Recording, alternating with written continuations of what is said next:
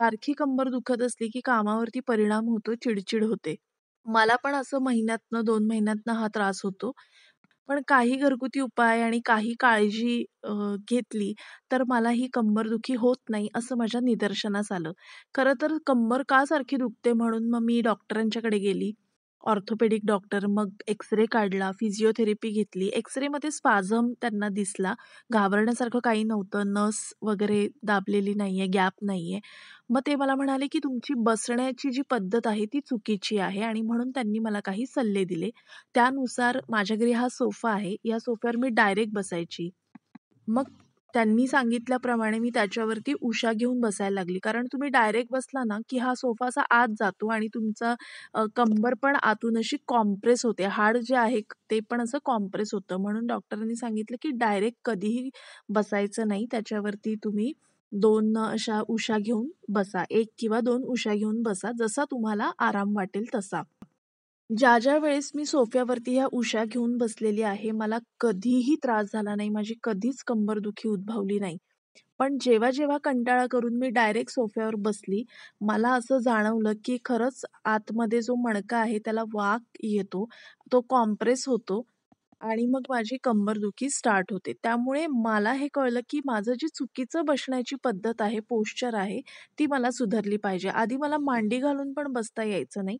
पण मी हे मांडी घालून बसायला लागली. खरं तर डॉक्टरांनी सांगितलं, जिथे बसल्यामुळे त्रास होतो ती जागा टाळा.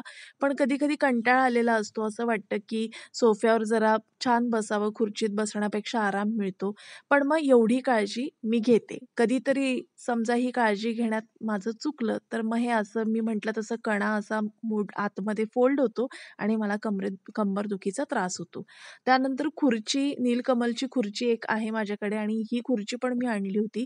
या खुर्चीवर पण मला असं पाठ जी आहे माझी तो बऱ्यापैकी ताठ राहते. त्यानंतर डॉक्टरांनी मला असाही सल्ला दिला होता, की फोल्ड पाय करून जे बसायची सवय आहे क्रॉस लेग, ती कंबरदुखीत तुम्ही कधी करू नका. शक्यतो ज्यांची कंबर दुखते त्यांनी क्रॉस लेग न करता सरळ पाय ठेवूनच बसावं, असं त्यांनी मला सांगितलं. थेरपीत पण मला काही व्यायाम प्रकार शिकवले. त्याचप्रमाणे YouTubeवर रामदेव बाबांचे कंबरदुखीसाठी 10-15 मिनिटाचे व्यायाम प्रकार मी बघितले आणि विशेष म्हणजे हे व्यायाम प्रकार कंबरदुखीत करता येतात तुम्हाला आणि लगेच आराम पडतो. मला या व्यायामांचा फायदा झालाच, पण या व्यतिरिक्त अगदी कंबर ठसठस करायला लागली, की मी हे झाडफुलाचं औषध वापरते.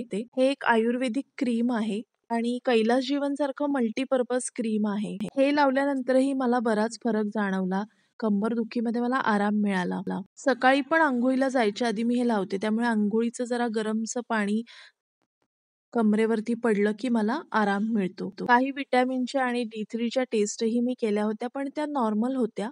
मग मला कळलं, की माझ्या चुकीच्या बसण्याच्या सवयीमुळेच माझी कंबरदुखी होत आहे. तुम्हालाही अशी कंबरदुखी होत असेल, तर तुम्ही डॉक्टरांचा सल्ला घ्या, फिजिओथेरपी घ्या.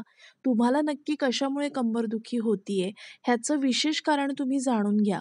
एकदा तुम्हाला कारण कळलं, की त्यावरती तुम्हाला काम करता येतं आणि पुढे कंबरदुखी होऊ नये म्हणून तुम्ही तशी काळजी घेऊ शकता. त्यामुळे तुम्हालाही होणारा त्रास अंगावर काढू नका. डॉक्टरांच्या सल्ल्याने उपाय करा, म्हणजे रोजची कामं सुरळीत होतील. धन्यवाद.